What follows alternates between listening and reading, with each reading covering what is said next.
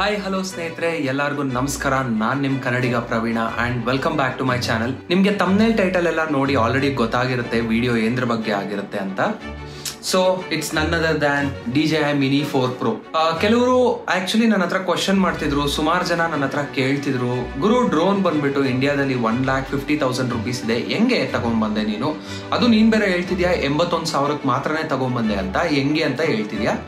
So first of all ನಾನು thank ಮಾಡಬೇಕಾಗಿರೋದು ಬಂದ್ಬಿಟ್ಟು ನನ್ನ ಕೊಲೀಗ್ಗೆ ಯೋಗೇಶ್ ಅಂತ ಅಂದ್ಬಿಟ್ಟು. ಯೋಗೇಶ್ಗೆ ತುಂಬಾ ಥ್ಯಾಂಕ್ಸ್. ಯೋಗೇಶು ಆಕ್ಚುಲಿ ದುಬೈಗೆ ಹೋಗಿಲ್ಲ, ಯೋಗೇಶ್ ಅವ್ರ ತಮ್ಮನ ಕೈಯಲ್ಲಿ ತರಿಸ್ಕೊಟ್ಟ. ಸೊ ಅವ್ರ ತಮ್ಮಗೂ ತುಂಬಾ ಥ್ಯಾಂಕ್ಸ್ ಡ್ರೋನ್ ತರಿಸ್ಕೊಟ್ಟದಕ್ಕೆ. ಸೊ ಸಿಂಪಲ್ ಆಗಿ ನಾನು ಎಕ್ಸ್ಪ್ಲೈನ್ ಮಾಡೋದಕ್ಕೆ ಟ್ರೈ ಮಾಡ್ತೀನಿ ನಾನು ಏನೇನು ಪ್ರೊಸೀಜರ್ ಫಾಲೋ ಮಾಡಿದೆ ಅಂತ ಅಂದ್ಬಿಟ್ಟು, ಅವ್ರು ಹೆಂಗೆ ದುಬೈಯಿಂದ ಇಂಡಿಯಾಗೆ ತಗೊಂಡ್ಬಂದ್ರು ಅಂತ ಅಂದ್ಬಿಟ್ಟು.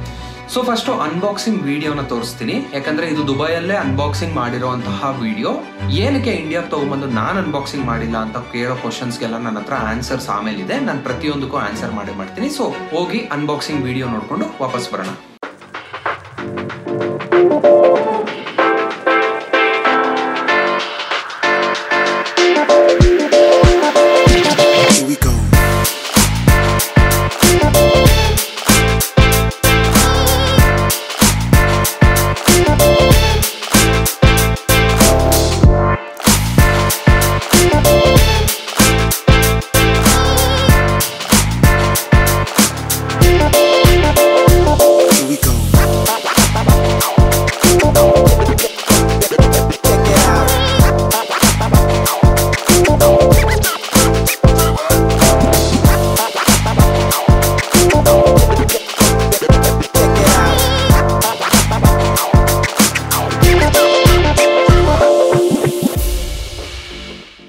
ನೋಡಿದ್ರಲ್ಲ unboxing video, this is the one.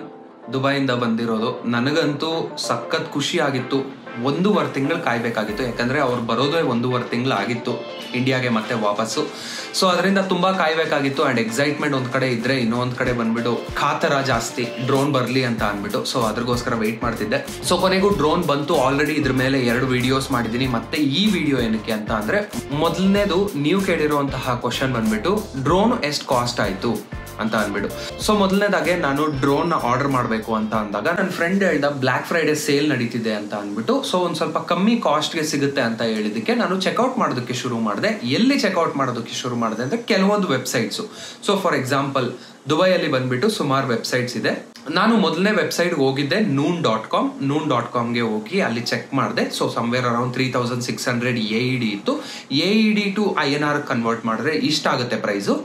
ಹಂಗೆ ಸುಮಾರು ವೆಬ್ಸೈಟ್, ಟ್ರಸ್ಟೆಡ್ ವೆಬ್ಸೈಟ್ಸ್ ಯಾವ್ದ್ಯಾವ್ದಿದೆಯೋ ಎಲ್ಲದನ್ನು ನಾನು ಚೆಕ್ ಮಾಡಿಬಿಟ್ಟು ನಾನು ಹೇಳ್ದೆ, ನೋಡಪ್ಪ ಇಷ್ಟು ವೆಬ್ಸೈಟ್ಸ್ ಅಲ್ಲಿ ಇಷ್ಟು ತರ ನಾನು ಹುಡುಕಿದ್ದೀನಿ, ಇನ್ನು ಮಿಕ್ಕಿರೋದು ಏನಿದ್ರು ಫಿಸಿಕಲ್ ಆಗಿ ಹೋಗ್ಬಿಟ್ಟು ಚೆಕ್ ಮಾಡಬೇಕು ಅಂತ ಅಂದ್ಬಿಟ್ಟು.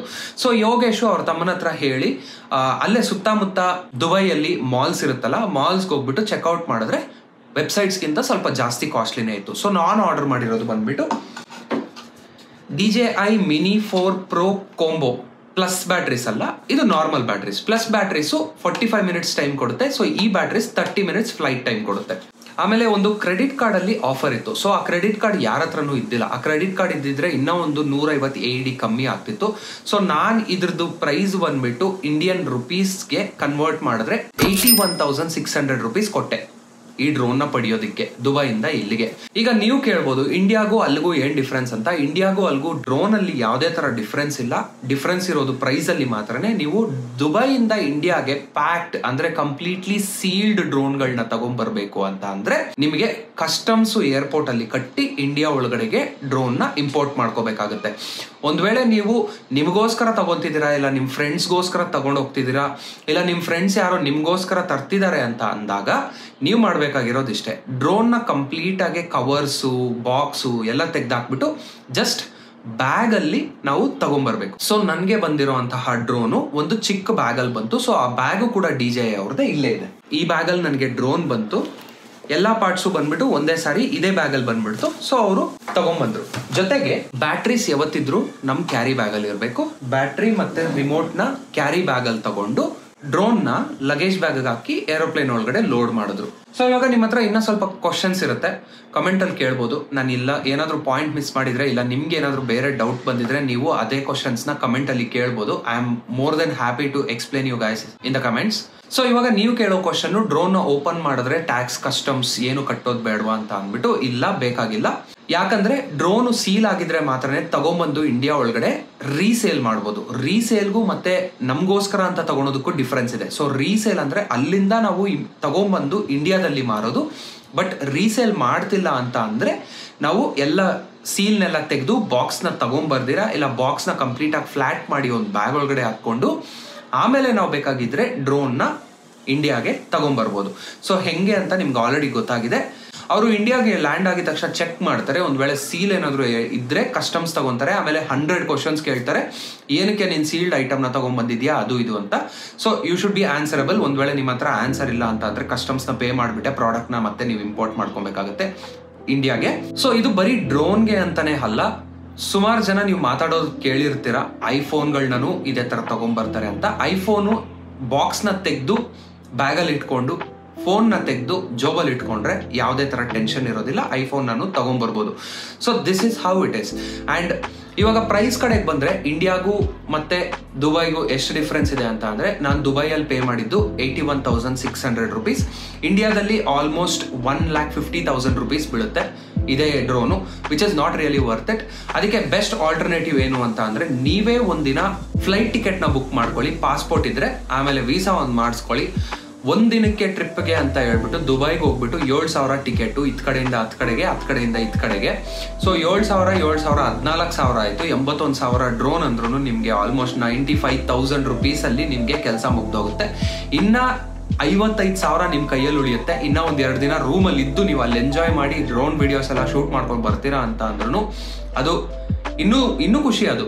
ಸೊ ಅದಕ್ಕೆ ಹೇಳ್ತಿದ್ದೀನಿ, ಪ್ಲಾನ್ ಮಾಡ್ಬೇಕಾದ್ರೆ ಕರೆಕ್ಟಾಗಿ ಪ್ಲಾನ್ ಮಾಡಿ. ಯಾಕಂದ್ರೆ ಎಲ್ಲೂ ಮಿಸ್ ಮಾಡ್ಕೋಬೇಡಿ. ಮಿಸ್ ಮಾಡ್ಕೊಂಡ್ರೆ ತುಂಬಾ ಜಾಸ್ತಿ ದುಡ್ಡು ಕಳ್ಕೊಂತೀರ ಡ್ರೋನ್ಗಳ ಬಗ್ಗೆ, ಎಸ್ಪೆಷಲಿ ಡ್ರೋನ್ಗಳ ಬಗ್ಗೆ. ಅದು ಇಂಡಿಯಾದಲ್ಲಿ ಅಲೋವೆನ್ಸೇ ಇಲ್ಲ. ಆಮೇಲೆ DJI ಸಪೋರ್ಟ್ ಇಂಡಿಯಾದಲ್ಲಿ ಇರಲ್ಲ. ಯಾವುದೇ ತರ ಪ್ರಾಬ್ಲಮ್ ಆದ್ರೂ ನಾವು ಫಾರಿನ್ ಕಂಟ್ರಿಗೆ ಮತ್ತೆ ಕಳಿಸ್ಬೇಕು ರೆಡಿ ಮಾಡಿಸ್ಕೊಂಡ್ ಬರೋದಕ್ಕೆ. Just keep A note of it. ಇದು ಬರೀ ಒಂದು ನೋಟ್ಗೋಸ್ಕರ ಹೇಳ್ತಾ ಇದ್ದೀನಿ. ಮೂವಿಂಗ್ ಆನ್, ಇಂಡಿಯಾದಲ್ಲಿ ತುಂಬಾ ಡ್ರೋನ್ ರಿಪೇರ್ ಸೆಂಟರ್ಸ್ ಇದೆ. ಬಟ್ ನನಗೆ ಗೊತ್ತಿರೋ ತರ ಅಷ್ಟು ಪ್ರಾಮಾಣಿಕತೆಯಿಂದ ಕೆಲಸ ಯಾರು ಮಾಡ್ತಾರೆ ಅಂತ ನನಗೆ ಗೊತ್ತಿಲ್ಲ. ಸೊ ಈ ಪ್ರತಿಯೊಂದು ಇನ್ಫಾರ್ಮೇಶನ್ ನಿಮಗೆ ತಿಳಿದಿರಲಿ ಅಂತ ನಾನು ನಿಮ್ಗೆ ಹೇಳ್ತಿದ್ದೀನಿ. ಆಮೇಲೆ ಡ್ರೋನ್ ರಿಮೋಟ್ ಬಗ್ಗೆ ನಾನು ನಿಮ್ಗೆ ಇನ್ನ ಕಂಪ್ಲೀಟ್ ಡಿಸ್ಕ್ರಿಪ್ಷನ್ ಕೊಡ್ತೀನಿ. ಜೊತೆಗೆ ಇನ್ಮೇಲಿಂದ ಡ್ರೋನ್ ವಿಡಿಯೋಸ್ ಎಲ್ಲ ನಾನು ಮೋಟೋ ಲಾಗ್ಸ್ ಅಲ್ಲಿ ನೋಡ್ತಾನೆ ಇರ್ತೀರಾ. ಹಂಗಂತ ಹೇಳ್ತಾ ಈ ವಿಡಿಯೋನ ಇಲ್ಲಿಗೆ ಮುಗಿಸೋಣ. ಒಂದ್ ವೇಳೆ ನಿಮ್ಗೇನಾದ್ರೂ ಈ ವಿಡಿಯೋ ಇನ್ಫಾರ್ಮೇಟಿವ್ ಅಂಡ್ ಯೂಸ್ಫುಲ್ ಆಗಿದ್ರೆ ಒಂದು ಶೇರ್ ಮಾಡಿ, ಒಂದು ಲೈಕ್ ಮಾಡಿ ವಿಡಿಯೋ ಮೇಲೆ. ನಿಮ್ ಲೈಕ್ ಇಂದ ನನ್ನ ವಿಡಿಯೋ ಪ್ರತಿಯೊಬ್ಬರಿಗೂ ತಲುಪುತ್ತೆ. ಯಾರ್ಯಾರೆಲ್ಲ ಡ್ರೋನ್ ನ ತಗೋಬೇಕು ಅಂತ ಯೋಚನೆ ಮಾಡ್ತಿರ್ತಾರೋ ಅವ್ರಿಗೆಲ್ಲ ಒಂದು ಒಳ್ಳೆ ಇನ್ಫಾರ್ಮೇಶನ್ ಆಗುತ್ತೆ. ಜೊತೆಗೆ ನೀವೇನಾದ್ರೂ ನನ್ನ ಚಾನಲ್ ಅಲ್ಲಿ ಹೊಸ ವ್ಯೂವರ್ ಆಗಿದ್ರೆ ಸಬ್ಸ್ಕ್ರೈಬ್ ಮಾಡಿ ಇಟ್ಕೊಳ್ಳಿ. ನನಗಿನ್ನ ಮೋಟಿವೇಶನ್ ಚೆನ್ನಾಗಿ ಬರುತ್ತೆ ಈ ತರ ವಿಡಿಯೋಸ್ ಎಲ್ಲ ಮಾಡೋದಕ್ಕೆ. Thank you so much for watching. ಸಿಗೋಣ ಮತ್ತೆ ಮುಂದಿನ ಎಪಿಸೋಡ್ ಅಲ್ಲಿ. ಅಲ್ಲಿವರೆಗೂ take care, have a lovely day. Bye bye.